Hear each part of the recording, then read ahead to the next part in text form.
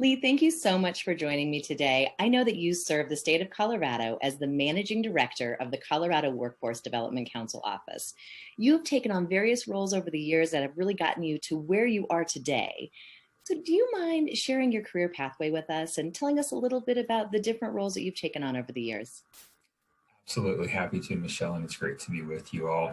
When I was in college, I pursued a psychology major with this idea that I wanted to help people. And that theme continued throughout my career. I didn't know exactly what that meant.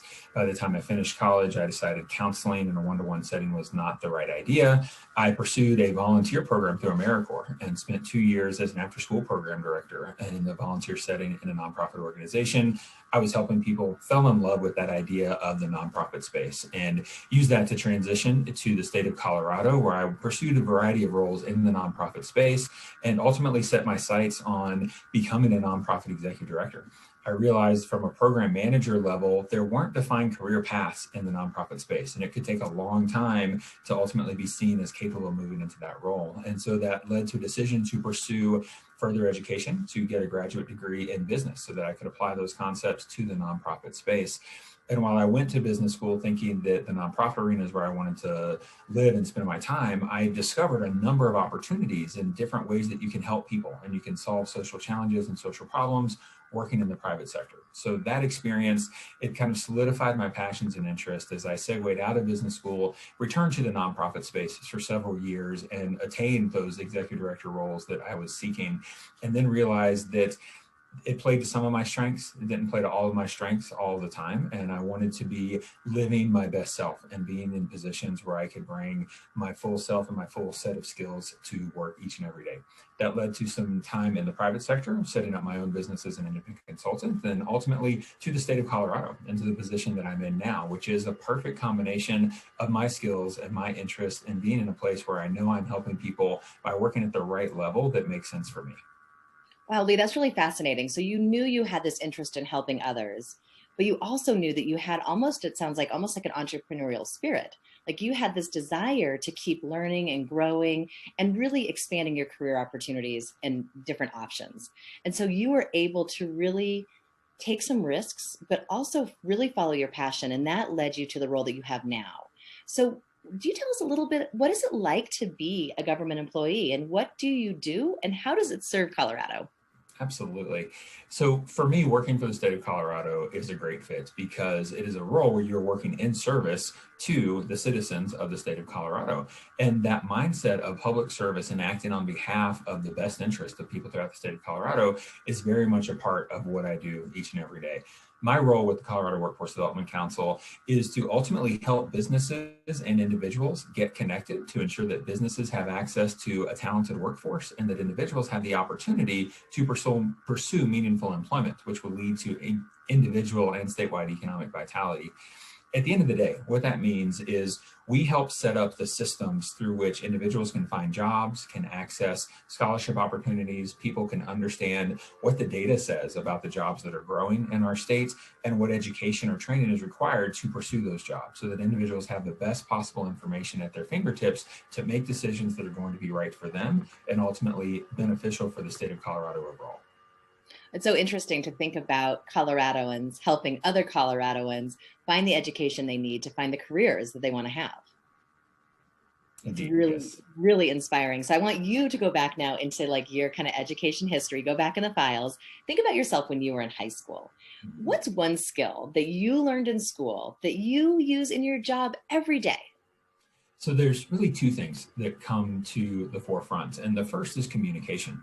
Just knowing that to be effective in any role as a professional, you have to be able to communicate with others, to listen to others, and to understand both what they're saying and what they're not saying. And for me, that was a concept that was developed in theater in high school. I was in the drama class, did a number of different plays and musicals, was in the show choir as well. And the lessons that you learn through theater courses in how to think on your feet, to communicate, to listen and pay attention to what others are saying is absolutely vital and critical. The second component with that is the idea that when you're listening to other people, you're listening to understand how you can include them in the different projects that you're working on. Inclusiveness is huge, and it's critical to forming the right team, and having the right team around you moving in the same direction towards the same goals is ultimately critical to any type of success in a for-profit business and government work and a nonprofit enterprise as well.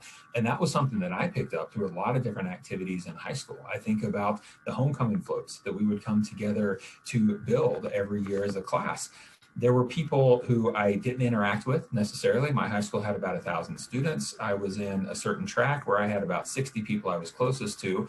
But when we had these float building parties, different type of pep rally preparations, I was meeting other people from my grade, interacting with them differently, understanding that people bring a lot of different strengths to the table. And you have to be able to recognize that and let people do what they do best to ultimately succeed as a team and as a unit. Wow, thank you so much. And thanks for illuminating the importance of extracurriculars, because I think, like you said, you learned so much in drama class in that specific discipline around communication, listening, problem solving, being able to think critically and quickly, but also through some of the activities that you were able to enjoy and participate in high school as well. So last question for you. You have had a lot of interests over the years, and you have a lot of passions as a young person. And so when you think about career advice, what would you give to your high school age self or to other high school age students? I would say be very careful about the assumptions that you're making about opportunities. When I was in high school, I was driven towards this idea of helping other people. And for a variety of reasons, I developed this mindset and this assumption that I had to help people through a nonprofit organization. I couldn't help people and earn a lot of money at the exact same time. And that assumption was completely blown out of the water for me when I went to graduate school, when I understood exactly what the opportunities are. And you don't have to take that investment to figure that out. So challenge the assumptions that you make. And the best way to do that is by talking to people and building relationships with others who are working in the fields, and just talking to any adult that you run across. Ask them what job they do. Why do they do it? What keeps them fulfilled in that job? What are the opportunities they get to pursue? Because there's a lot of different companies that are out there doing various things that can allow someone to live into their passions. And I think, another assumption is that working for the same company for 25, 30 years doesn't mean you're going to have the same job or the same role. And in this day and age, it is still very possible to come into a large company, large corporation at a certain level, and then be confronted with new opportunities and new challenges, and to continuously grow and learn over time. So as you think about the career steps that you want to make, ask folks what they're doing, build some relationships, get advice from other individuals, and challenge those assumptions that you may have right now with each and every step that you take in your career. Lee, thank you so much for your time today. I think that you've really given us a lot of insights into, like you said, living into our passions and really being open, challenging assumptions, trying out new experiences, not being afraid to take risks and make changes. So thank you very much. You are very welcome. Happy to be a part today. Thank you.